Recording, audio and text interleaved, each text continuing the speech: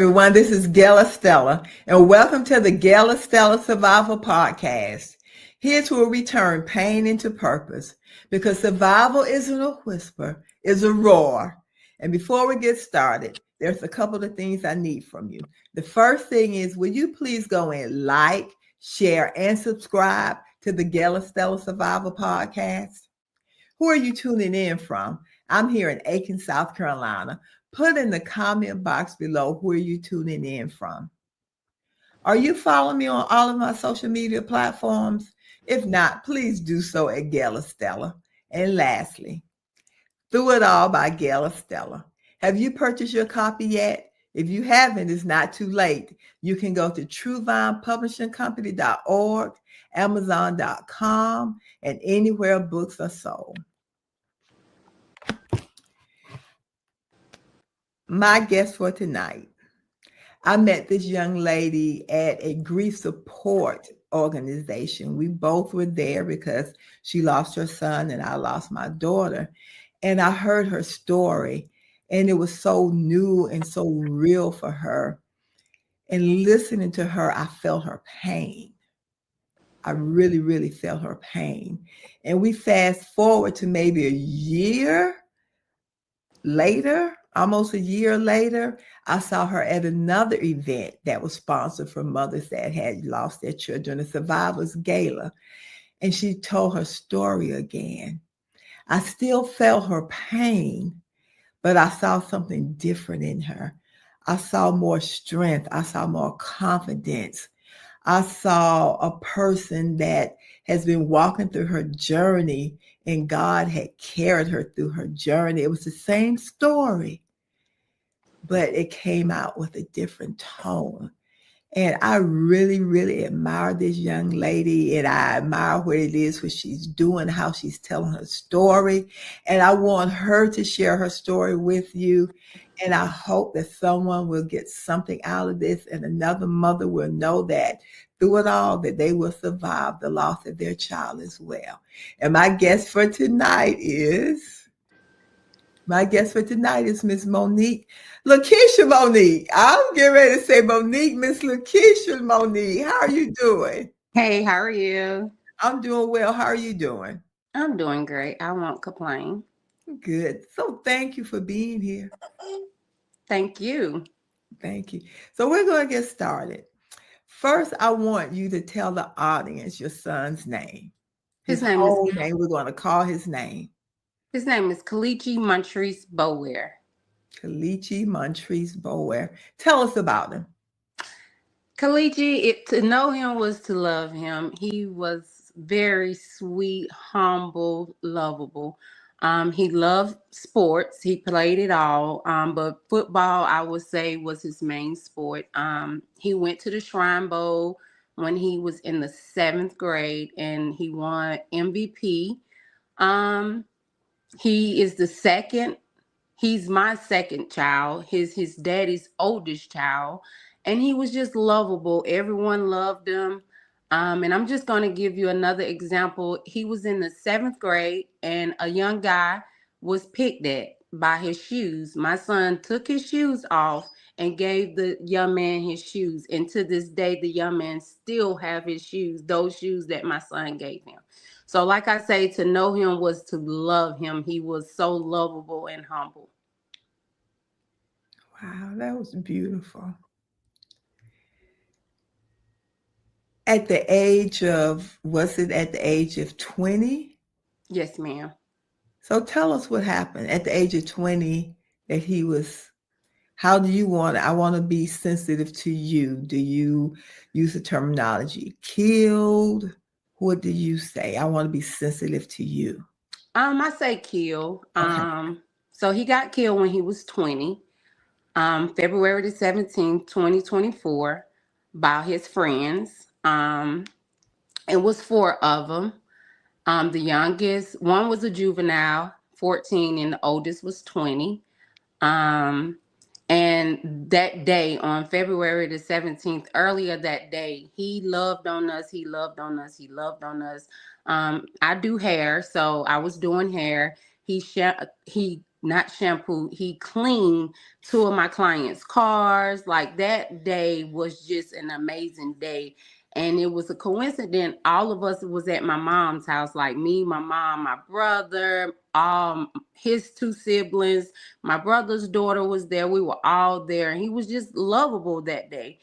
I probably left my mom's house about 3, no later than 3:30. I was going because one of my friends' birthday was the 16th. So we were going out on the 17th to a dinner. So I was like, I'm going to go home and get me a nap before I get ready to go out. And so everyone knew that. Got to the house. I took my shower to lay down, and my phone just started ringing. I said, now they know I ain't answering the phone because I'm getting ready to go out. Now I got to get me some rest right quick. Then my cousin called, and she always get her lashes done. I said, oh no, she ain't getting her lashes done tonight. And so happened I rolled over, and I remember my phone ringing, but I don't remember physically answering it. And it was my brother arguing with someone about my son laying in the road dead. And I'm like, what? So I immediately jumped up and I was like, Lord, now you heard what they said. It ain't my battle, it's your battle. I don't know what's Mm. going on. So I put some clothes on and I put this big robe on because I was basically like in shock and disbelief. Didn't really know where I was going. I just know the man said that he was laying in the road, but I knew he was at my mom's house. So I was headed to my mom's house, but I immediately prayed again before I walked out the house. Got in the car. I'm headed to Brooklyn. When I turned onto Ashford Street, right at the end where Taylor Soul Food at, it was cars everywhere. It was just lit up, just cars. So as I'm going down the road, I say, Lord, just keep my mind clear, Lord. What is really going on?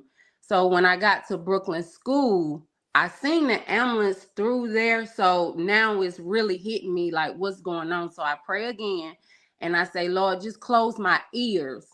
Soon as I got out the car, I just kept hearing my name, Monique, Monique, Monique, Monique, Monique. And I'm blocking everyone out because I'm trying to get to the scene. So as I bend the corner, I see him, but I don't want to accept it. So I'm trying to get to him so I can physically see him land there. The officers, they wouldn't get me to him. They kept saying it was under investigation. They were pushing me back. My flesh, I'm thinking that they're being mean to me. So I'm like, but that's my son. I need to see him. And they wouldn't.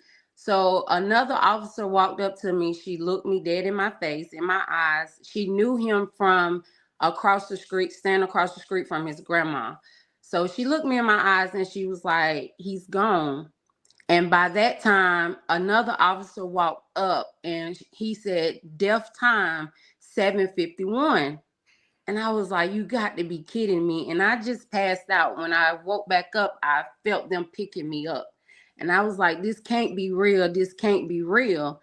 And they were putting a sheet over him and I seen his shoe. So I'm like, wow. So now I'm really mind just racing, don't know what to do. Like, and just God. That's all I can say was God. People, it was just so many people, like so many people, so many people. So I'm like, God, what do I do? Like, I'm trying to be strong because that's the person that everyone say I am. Oh, she's strong, she's strong, she's strong. So I'm trying to be strong, not let the people see me fold because they're not used to me folding. But deep down inside, I was crumbled. Let's start right. Let's stop right there. First of all, I want to say first of all, I want to say I'm sorry. And I've told you this before, but since we're on the podcast, I'm going to tell you again. I'm sorry. And thank you again for having the courage to be here to talk about it. And there's something you said once you got out of the bed, you called on God. How did you know to call on God? Because in such a short period of time, you've called God's name 3 or 4 times. To be honest, I didn't know. I didn't understand and I didn't know, but I know now. Like then I didn't know. Like I didn't. Mm-hmm. But that was the first person for me to call on. It wasn't call no friend, call Mm-hmm. no mom, call no dad, call none of that. Not even to call my brother back to see what was going on. It was just God. It was like God just immediately came in. I talked to him like I'm talking to you. I was like, God, I don't know what's going on. You heard it. Like, what's going on? Mm-hmm. And you said that you tried to be strong. Mm-hmm. Why do you think we feel, I'm going to say as Black women, that we always have to be strong, even during the time that you're seeing or you're witnessing your son lying there, he had been killed. You still said that you felt that you needed to be strong. And Why, in that instance, did you feel you needed to be strong? it wasn't being strong for myself, it was being strong for the world. Because the world is used to me being strong. The world haven't seen me close down or fold or anything like that. So it was like instantly I just had to swallow what was going on to be strong. So how was that for you? Because Yeah, I'm trying to, it wasn't for me, it was for the world. why did they matter at I that I time? I didn't understand. Mm-hmm. I Mm-hmm. didn't understand. And I Mm-hmm. think that's why God played a big part to make me understand what was going on, because I have lost a lot of people. My journey, everything is different now. And Mm-hmm.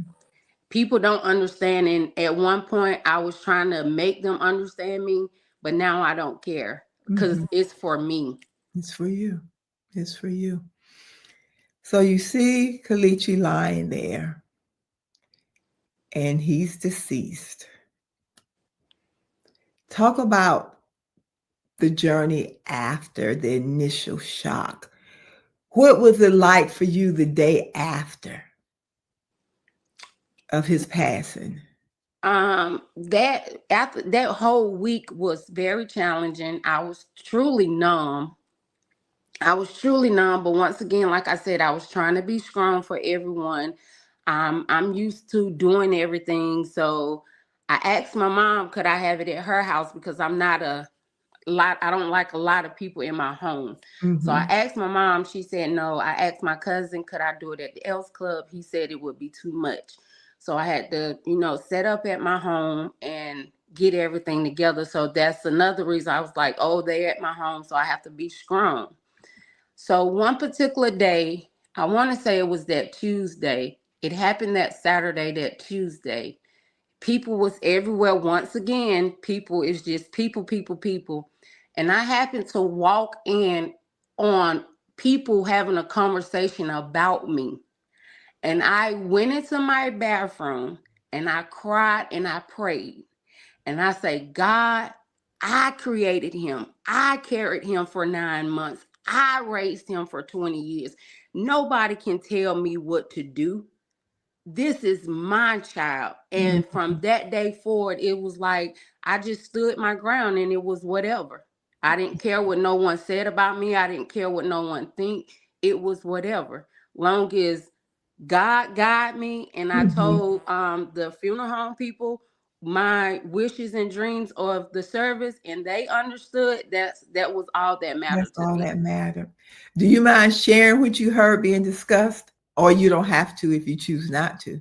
Um, it was just saying that I needed to do a whole lot. Basically, they wanted to change everything that I had said that I wanted to do. Yeah. Like, far Mm-hmm. as the casket, they wanted pictures on the casket. Far as the preacher, they didn't want the preacher that I picked. Far as the singer, they didn't want the singer that I picked. Like everything that I had said, they didn't agree with it. Mm-hmm. Mm-hmm. And so you felt like they were taking your power away. Yes, like always. Like, oh, wow. Whew. like always. And I felt like, even though I was burying my son, preparing myself to bury my son, I had to stand my ground, because I have been through an abusive relationship that was someone that was in control. I went through a divorce that was someone that was in control. Like, everyone been in controlling of things for me, actions for me, and I never been in control. So it was like God say, you have to stand your ground, and I stand on. um I feel like God took him Mm-hmm. to Mm-hmm. Mm-hmm. prepare me for certain things. Mm-hmm. And he had to say, like, I have to break this young lady, but I'm going to heal this young lady. Like, I'm going to take every program out of her that she feel like she need, and I'm going to reprogram her. So in that moment, that Tuesday, when I went in that restroom and cried, that's when I felt everything. So if I had to say or ask the question, which I usually reserve to the end, but basically you just answered it. One thing that you've learned from Kalichi's death, you learned how to be you. God reprogrammed you. Yes. I had to take a lot of mask off. It was very Mm-hmm. challenging, because in the beginning, like I said, I was battling. I knew what I wanted with God, but then I was still trying to be friends and be in the world. So I'm gonna say, for the first 3, 4 months, maybe 6 months, I was just partying, drinking, just doing what I wanted to do once again, but I still knew God. And I had to Mm-hmm. just sit down and say, Monique, you went through this. You knew God, but you didn't give God 100%. You went through this. You knew God, but you didn't give him 100%. Give him 100% and see what would happen. And that's what I did. And now I stand strong. I'm not strong, I'm fragile, because I want to be treated with care. I don't want everyone just to pat me and say, oh, okay, you okay, you okay. No, I want them to pat me and say, how are you really doing? How are you really doing? Oh, that was so inspiring and encouraging,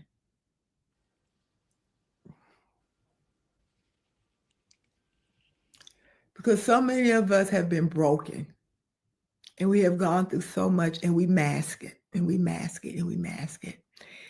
And sometimes it takes something so tragic for God to tell us it's your time. Mhm. How was it? Because you have how many other kids? Two other ones. So, how was it navigating through losing your son Kalichi and going through their grief journey as well?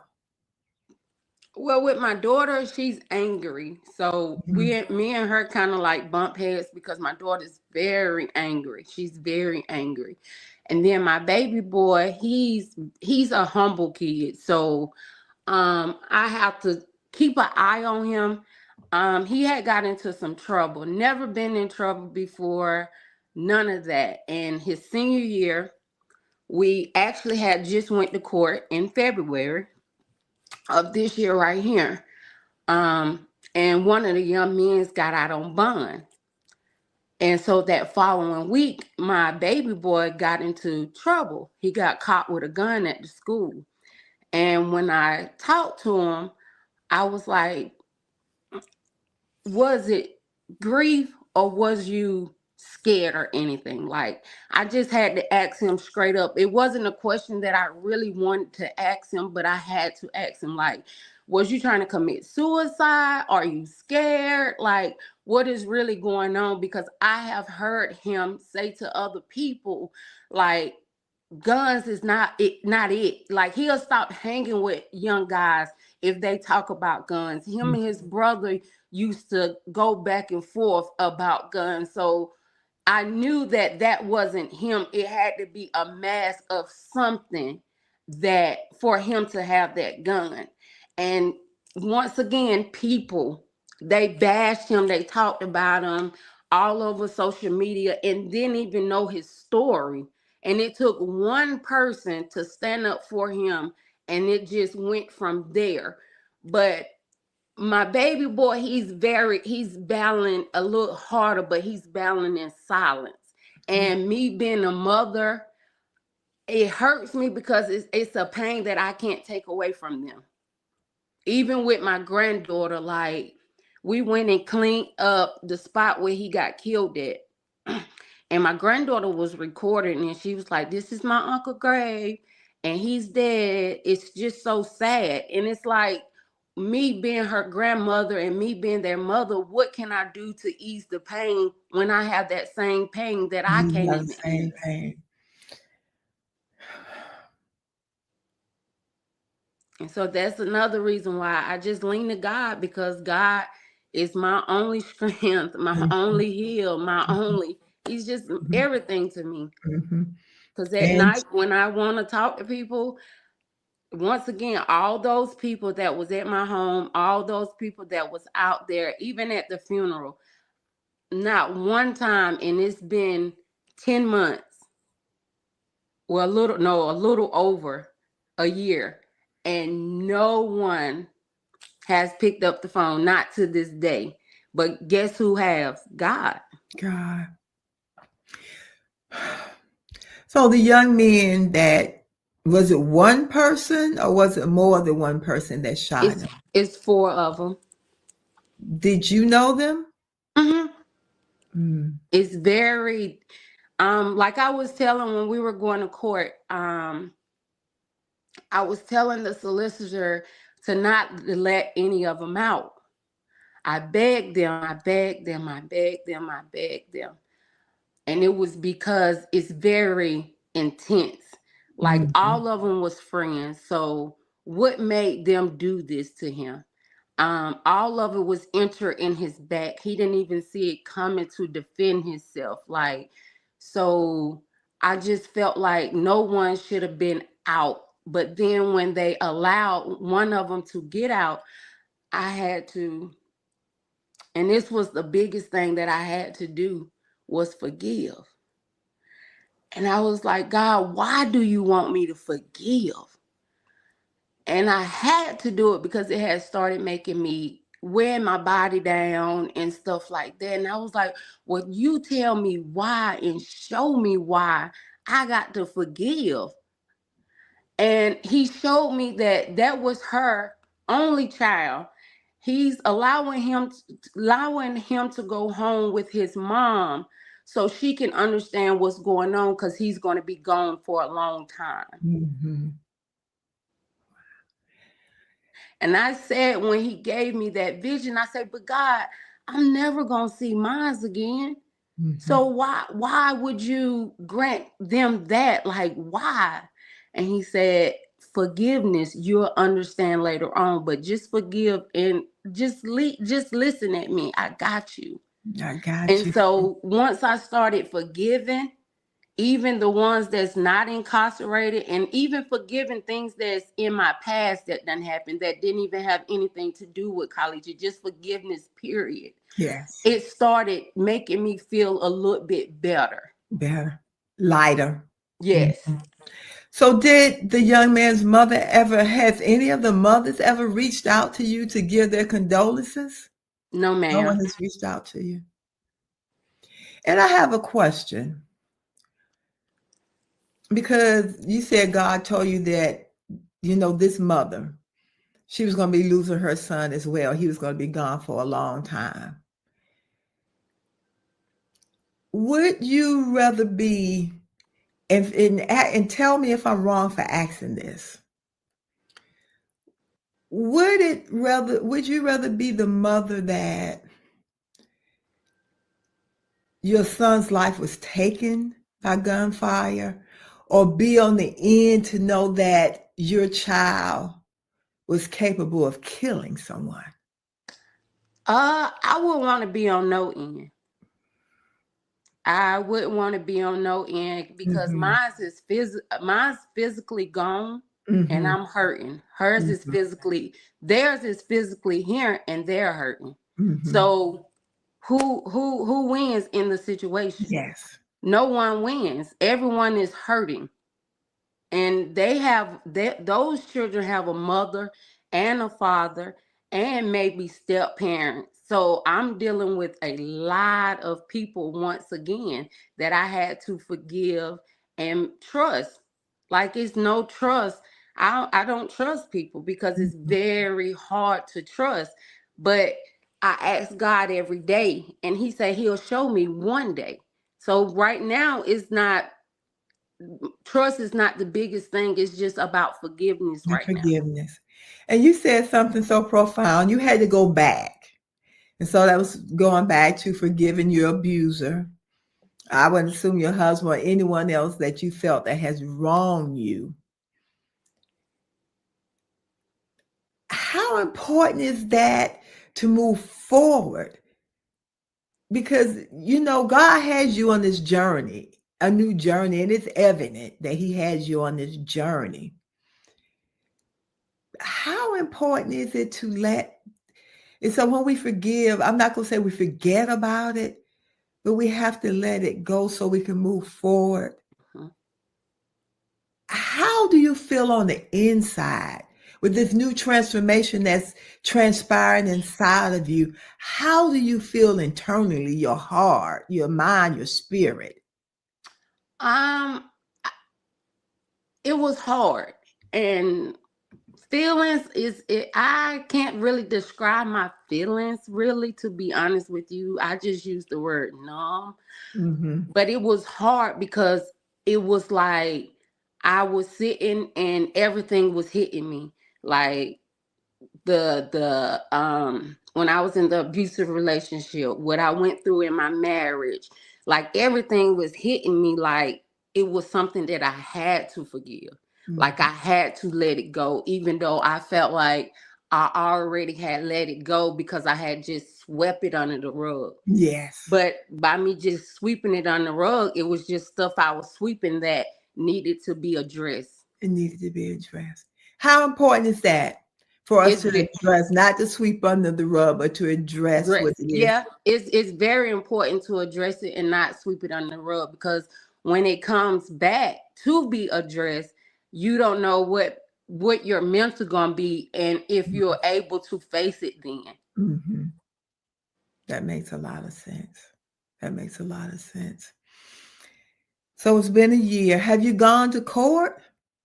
I've been going to court actually 48 hours after I buried my son, because it's been so many people involved and they didn't do court all together. They've been doing court separately. So I've been going court to court since 48 hours after I buried him.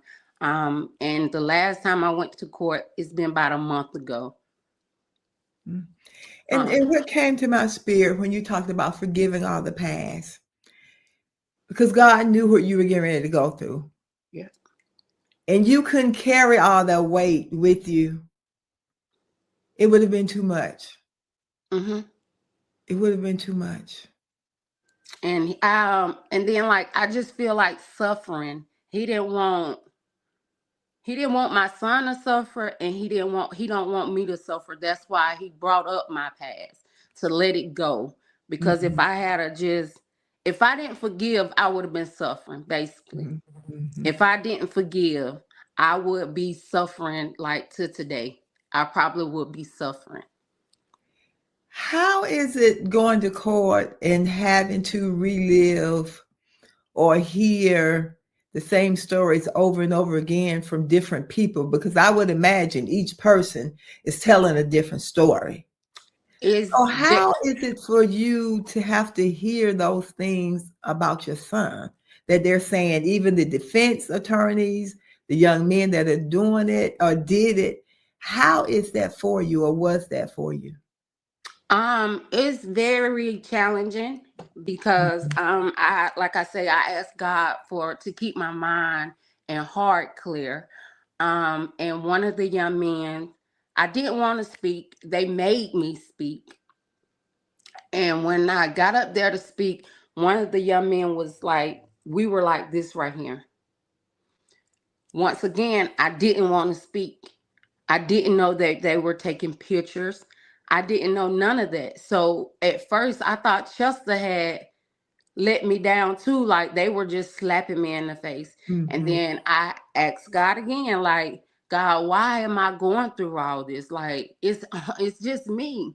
Like it's only me. Like, why? You see, I'm dealing with this, I'm dealing with that, I'm dealing with this, I'm dealing with that. Like, no one is on my side. Like, who is on my side? Mm-hmm. And that's when the verse came to me, God is for you, so who can be against Yes, you? And it was like, they're not being mean to you. They're not. It's just the way of the system. Understand the system and be patient.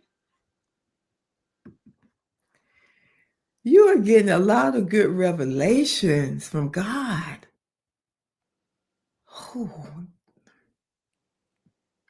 You said you were this close to the person that killed your son. Hmm.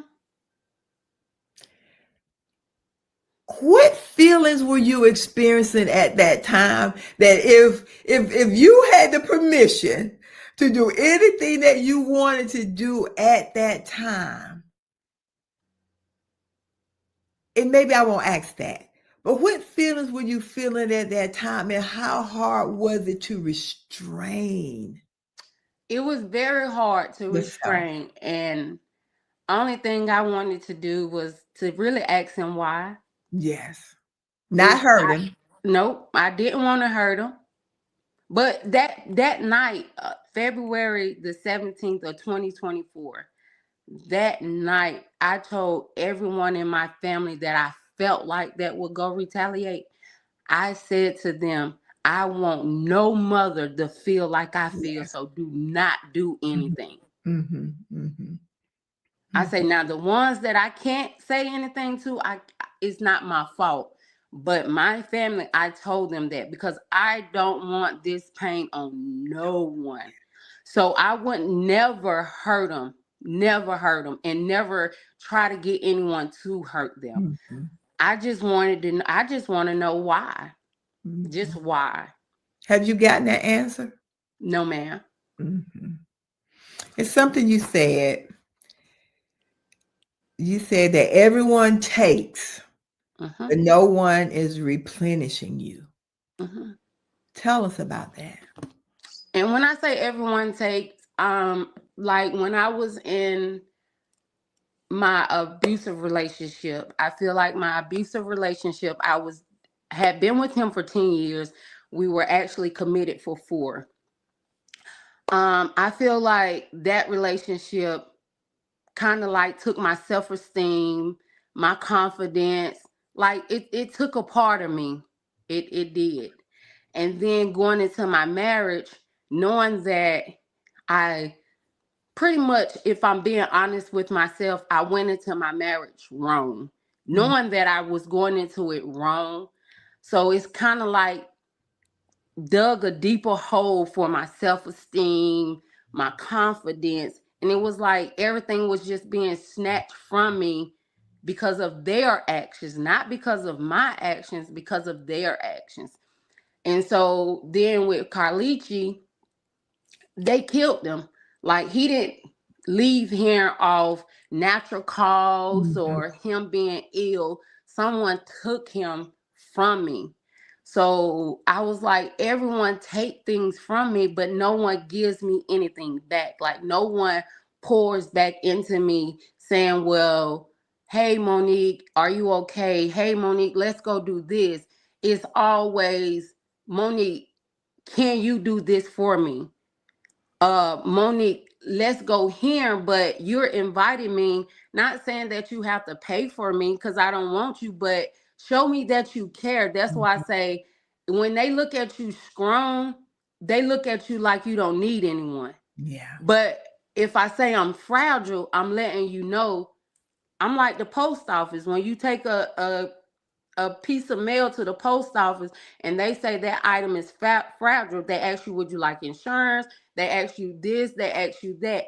Treat me like I'm fragile so you can ask me, because that means you care. Mhm, Because you saying I'm strong, that makes me feel like you don't care. mhm, mhm.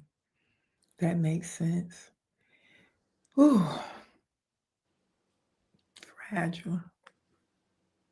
Do you think it's just that sometimes people, if they see you as fragile, if they see you a certain way, then they have to readjust who they are. And a lot of people just don't want to put that much energy into other No.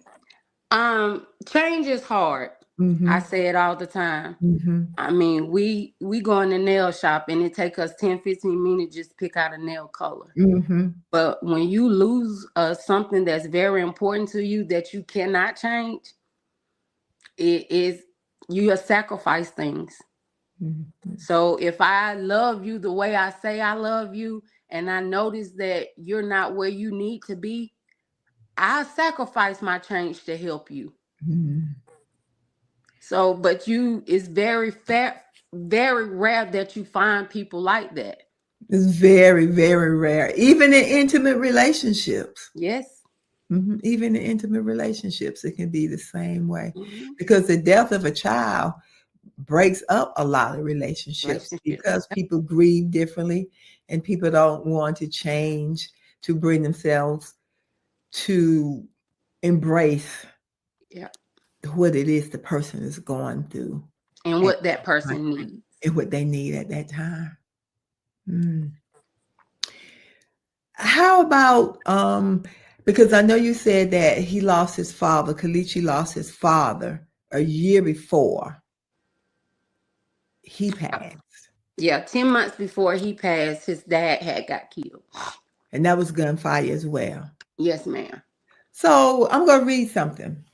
Black Americans, especially young men, face 20 times the odds of gun injury compared to whites in certain groups. And then this other one says that I can't, okay, here's the other one. I can't find it. But yeah, Black Americans, the statistics. Mm-hmm. Black men ages 18 through 24 in some large cities die by gun violence, homicide at a rate 22 times of white men. So this says large cities, but we know it's happening Mm-hmm. everywhere. Why do you think there's so much gun violence, and why do you think young Black men feel that there's a need to carry guns in today's society? I feel like it's peer pressure. I feel like a lot of them is scared. Um, but mainly peer pressure. I really do believe it's a lot of peer pressure. And to do it because someone else is doing it. Doing it, and a lot of them will say, "Well, hey, you can't be my friend if you don't have a gun." Like a lot that right there, um, that draws them closer. Well, I got to get a gun because they want to be cool. They want a name for themselves. And like Mhm. I say, I'll tell all of the young boys, young men from ages 12 and up. Like I'll let them know when I buried Kalichi, his casket said Kalichi Montrese Bowell. The day he was born and the day he left him. It wasn't no nickname on that casket. It wasn't no other name that the street called him on that casket. It was the name that I gave him. So the names that y'all trying to get for the world, what are you trying to get it from? Because it's not going to be recognized for anything. Yes. And when you die, your obituary is going to call, there's going to be your name. None of Correct. that matters. Nope, none of that matters. So, and you work so hard and do crazy stuff for a name that's never going to be recognized. What do you feel that as a community, what can be done? Because a lot of times it's not just a certain group of people that carry guns. Now, just about everyone are Yes. carrying. I have a god nephew in school, and he asked for a gun because Uh-huh. he said he just felt he needed it for protection.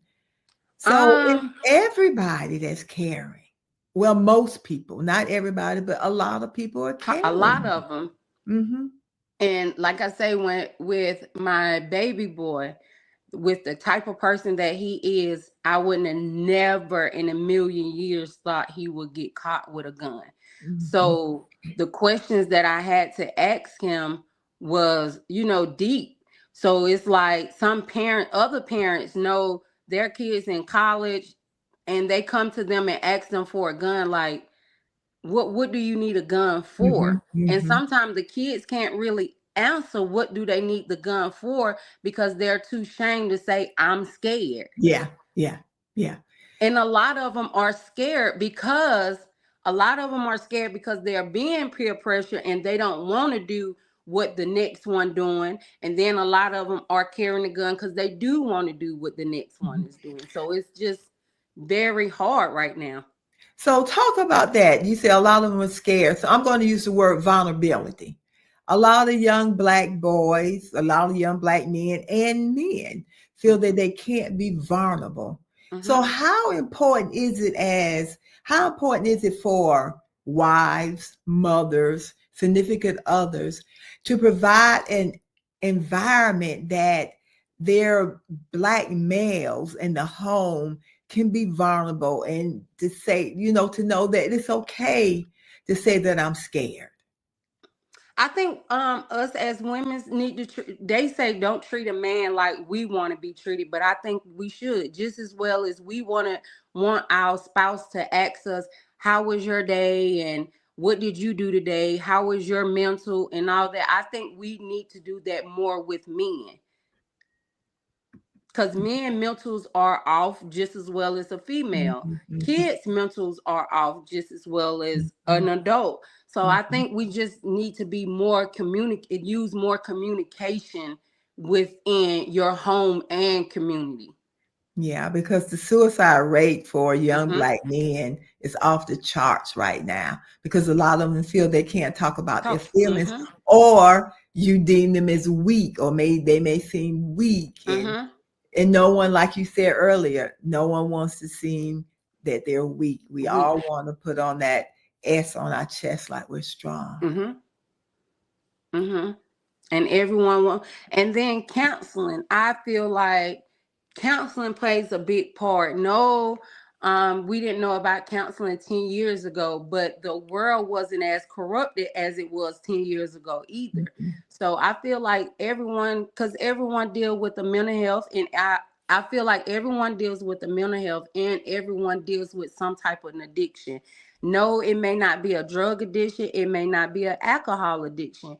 You may be addicted to getting in your car, just going to ride for 30 minutes every day. That's an addiction. If you feel like you have to do that every day, that's an addiction. Some people smoke cigarettes, some people smoke black and mild, some people smoke weed, some people do hard drugs, but all of it is considered an addiction. And some need help with it. Some can control it and some can't. But the ones that cannot control it, no one can judge us, to be honest. Help each other instead of saying, oh, they addicted to this. No, Mhm. they need help. Mhm. You need help. And with that, I remember you saying that once Kalichi died, you began to drink a lot. Hmm. What was the force that told you, okay, if I don't stop, I may become addicted, that this was not the path that I wanted to go on? Because I did it when I was in my divorce and I didn't like that, Monique. Mhm, I mhm. was very dark. And I was waking up drinking. Like I felt like a wine cooler wasn't as hard as liquor, but if you're drinking a case of wine cooler, you might as well go get a liquor bottle. Yeah. So I knew the impact that it put me in the past, and I didn't want it to do it. And So then another thing, I was doing it for my friends because they wanted to go out and do it. So hey, that was the only environment at the time that was presented to me, so I felt like it was right. But once other environments and surroundings was presented to me, it was different. Like I can get a mocktail that's just as pretty yeah, as a mixed drink. yes.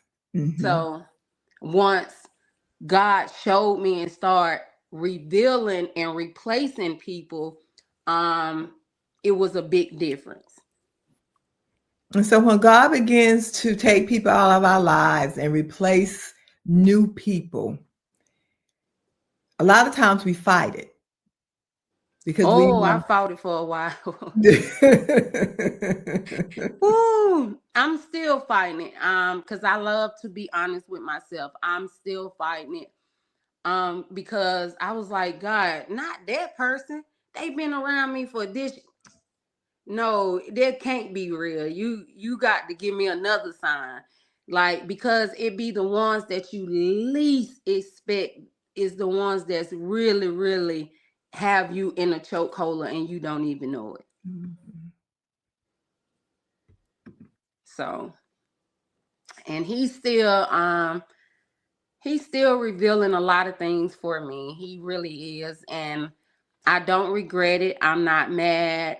I had to put myself in I'm not in a shell and I'm not in a box, because that, to me, when you put yourself in a shell in a box, that's going into negativity, because you're Mhm. allowing the stress and the depressed to sit on you. But isolation, I'm Yeah, in an isolation, but I'm not in it in a bad way. in a I'm in an bad. isolation where he's revealing a lot of things to me. He has me where I'm quiet. I need to be quiet in certain surroundings and Mhm. areas. He'll let me know when it's time for me to speak and time for me to share my testimony. And so, and it's hard. It's very hard. But God, that's all I say every day, because He's showing me. And what I hear you saying, when I think about the butterfly, you're in that cocoon stage where the Mhm. metamorphosis is taking place. And that's the hardest stage because it's so much transformation and we're changing. We're having to deal with the past and accept the past and look at ourselves. And a lot of times, and I admire you because you said you try to be honest with yourself. A lot of times we lie to ourselves. Mhm. And that's a And I good place love to be. mirrors and never understood why I like mirrors, because, like I say, in back here, I had low self esteem. My confidence level was low. I didn't think I was as pretty as I am. I was just battling with a lot from my abusive relationship in my marriage or whatever. But I love mirrors. So I'm like, why do I love mirrors? And it's so I can defeat myself. So you can defeat yourself. Hmm. I was one that didn't look in the mirror, but you look in the mirror so you can defeat Defeat yourself. myself. That's good. That's a hashtag. That is truly a hashtag. So your journey of losing Kalichi, losing his dad 10 months before, that grief, and then, losing your son and have to deal with, like you said, going to court and seeing these young men that, killed your son. The journey that you're on now, when did you allow yourself, and you might have told us, but when did you allow yourself to know that it's okay for me to move forward now? It's okay for me to allow God to put me in this cocoon so he can change me. This year in May, Okay. for my birthday, I did a prayer party, and I was like, you know, God, I'm ready to give you 100%. Like, I'm tired of dipping and dabbing. Um, because I'm not understanding. Like, I know if I have you and you lead and guide me, I'll understand more. I'll get a better understanding. If I stress, I won't sit into the stress. If I get angry, I won't sit into it. Like, God, just keep my heart and mind clear. And so once I had that prayer party, I started changing my music. I started changing my surroundings and my atmosphere. That's just like Chester have this big old thing, homecoming. And so normally I go to homecoming that whole weekend. That's my thing. But this year right here, I went to church the whole weekend.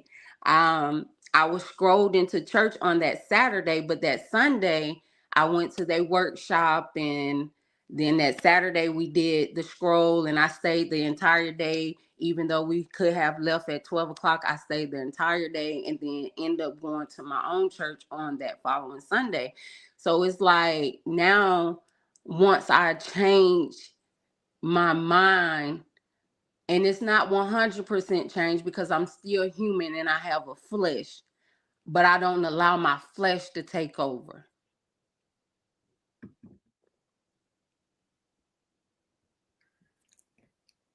You are just dropping so many good nuggets.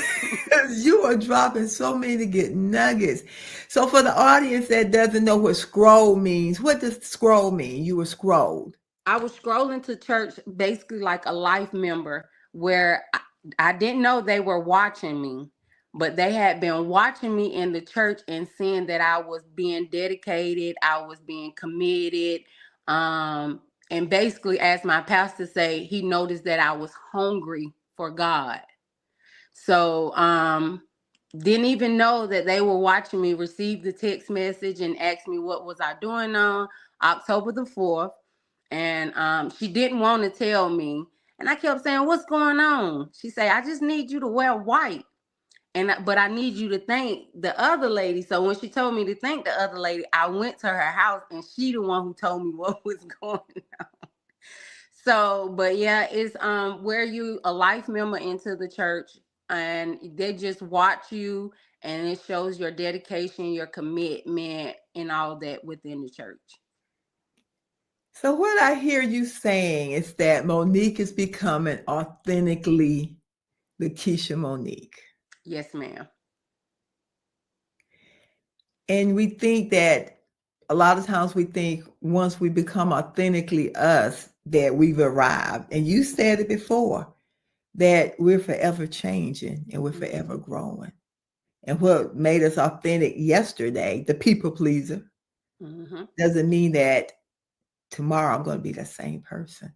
Correct. And some people have to drop away because they can't handle the change. They want to still see us at that caterpillar stage. And we're no longer that person anymore. And people do watch us. I didn't know that. I didn't know that. People do watch us. Yes. Monique, this has been so beautiful. Before we end, tell us where you are today. And you've told us, but this journey that you're on, it seems to me that your journey, your story is a lot different than a lot of other mothers that have lost their children to gunfire. It has been a revelation for you and to you. Do you think Kalichi would be proud of his mother today? Yeah, because Kalichi was my best friend. Even though he was my son, he was my best friend. As you know, I have 3. But Kalichi, he was a boy version of me. Like, he was into the fashion. I'm in the cosmetologist. He had just enrolled in barber. Me and him had a conversation about God before, and he used to always tell me, "Ma, do it."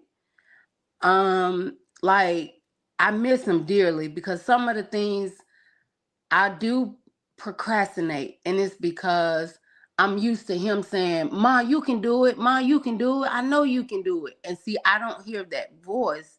So it's kind of like, do I do it? But I hear a different voice. And that voice is giving me the research of why to do it. So I know he's proud of me. He can't physically tell me that he's proud of me, but I'm doing it for him because I know the conversations that me and him had, and I know he know this is where I always wanted to be, but I was too scared and too ashamed to get here. And so now that I'm here, I just know my baby is just holding me, even though he's not physically here. And God had to take him for me to get here because of our conversations. So I know he's super proud of me. I have a wind chime, And my wind chime just going off now. So I know he's super proud of me. I know he's super proud of me. Oh, and I can imagine how beautiful it is and how it's just singing and Yes. chiming. So, but yeah, Ooh. it's a hard journey, and I know all mothers are not on this journey, but I just tell them lean to God. Like, don't lean to the world because the world's going to keep you where you don't want to be, and that's that anger hurt, that anger pain, that anger depression, that anger stress. But if you lean on God, it's going to give you a happy anger, a happy depression, a happy stress, because you're still human and you're still going to, your flesh is still going to hit you because grief is ugly and beautiful. Ugly and beautiful. Yes, it's ugly and beautiful. Because some days it'll be so beautiful because those memories of that person. Like And the then wind some, chimes right now. yes. And then some days it'll be so ugly because it'll just take you back of things that it'll make you feel like you did something wrong. So it'll make it so ugly because you'll beat yourself up and get angry and stuff like that. But when you have God on your side, it'll make you look at a lot of things different, and you'll start understanding things a little bit better. I like what you said because we can beat ourselves up, but Ooh. then we're not in control. Oh, mm-mm. We're not in control. We're not in And see, control. God will show you what you are in control of Mm-hmm. and what you can control, and the things that you cannot control. He'll allow you to get angry. He'll allow you to be stressed a little bit, but you won't sit in it. You'll be in it for that minute or that hour, and then it's like it just vanished away. Versus it'll start, if you don't, it'll start attacking you and bringing you down. So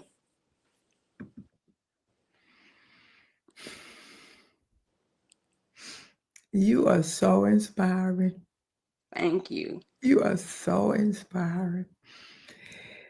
There's two questions I'm going to ask. The first one, what do you do today to keep Kalich's memory alive?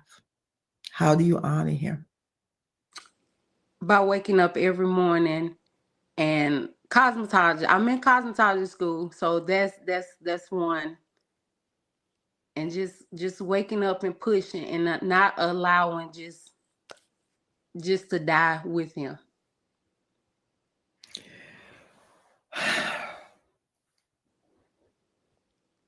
Pushing. Cause he know that a part of me is just gone, but I'm not allowing it to be buried. So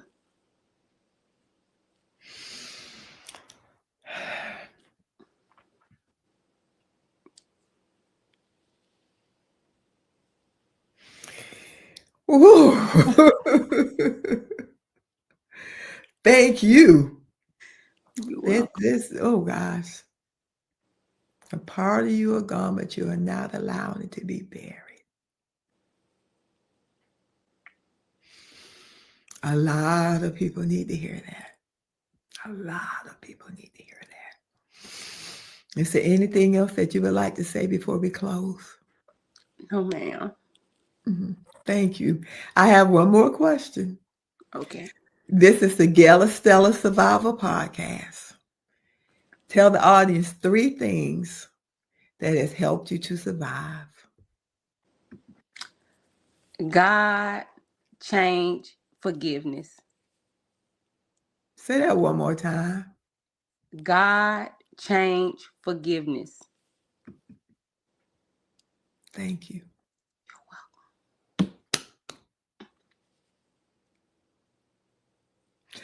I'm going to go because I don't want to stop.